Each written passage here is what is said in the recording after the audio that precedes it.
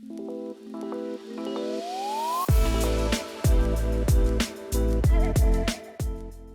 name's Rachel Ashcroft. I'm one of the renal pharmacists at Morriston Hospital, and I look after the home haemodialysis and self-care unit. Well, no 2 days are the same, so I may well be one day going down introducing myself to new patients, explaining how we help them. Another day I might be helping a doctor or working with one of the doctors for doses. I might be speaking to a patient on the phone about drugs that a GP has prescribed. I might even be speaking to the GPs about drugs they've prescribed and doses.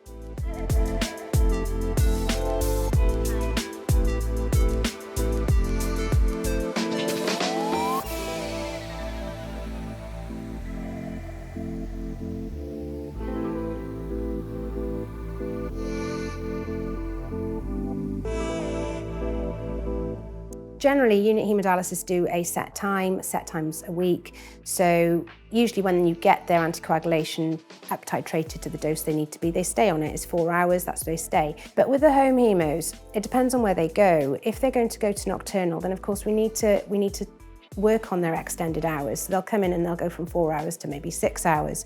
Well, the anticoagulation you use for 4 hours won't last for 6 hours. So it's just working out whether the patient is a big dose, a little dose, and then starting them off on the starting dose and informing the nurses to monitor the circuit at the end. The patient, you tell them about the bleeding time so they can help monitor, is empowering the patient, and then dose titrating as we go along.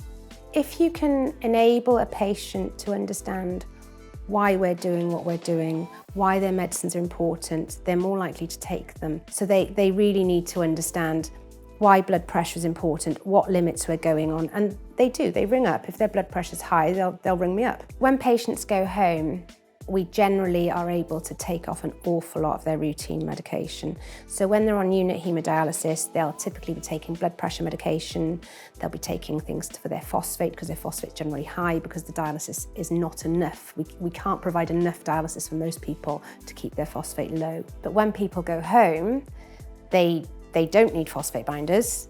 If they're doing nocturnal, they certainly don't need phosphate binders, and we can usually give them a lot more freedom in their diet to eat more phosphate, which is lovely. Blood pressure medication, that can stop as well generally, because a lot of that is to do with the fluid and the quality of dialysis, so that's amazing as well. So what I have here is the actual medicines one of the dialysis patients was taking when they were on the unit. So they took these, which are phosphate binders.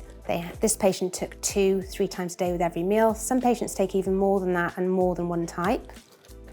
They took blood pressure medication, so these are for blood pressure. This is also used for blood pressure, one of its uses, and this one for blood pressure. Multivitamin tablet, which all haemodialysis patients need because dialysis cleans out the water-soluble vitamins. And then the vitamin D and the cinacalcet for bone health. Now, what that looked like on a daily basis was that was about 14 tablets a day, every day, and some people take more than this.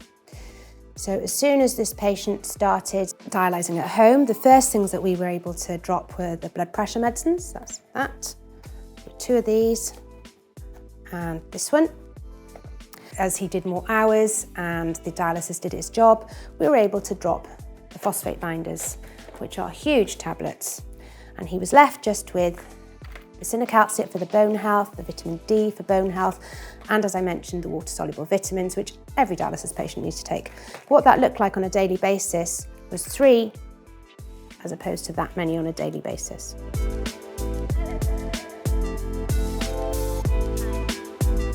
The one thing that we like to do is to make sure that we're very easily available for patients, especially if they're at home.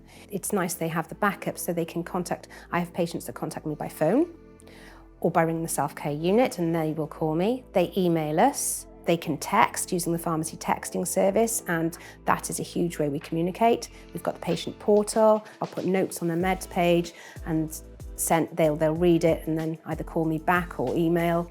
So there's an awful lot of ways we communicate with patients. Yes, we do support them. I speak to them regularly. They can contact me.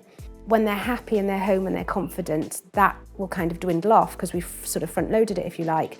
Whereas the unit haemodialysis patients, they still get an awful lot of my time, and I'm happy for that, but it's more of a continual basis with them. I would recommend home haemodialysis for anybody that it is suitable for and that is happy to do it.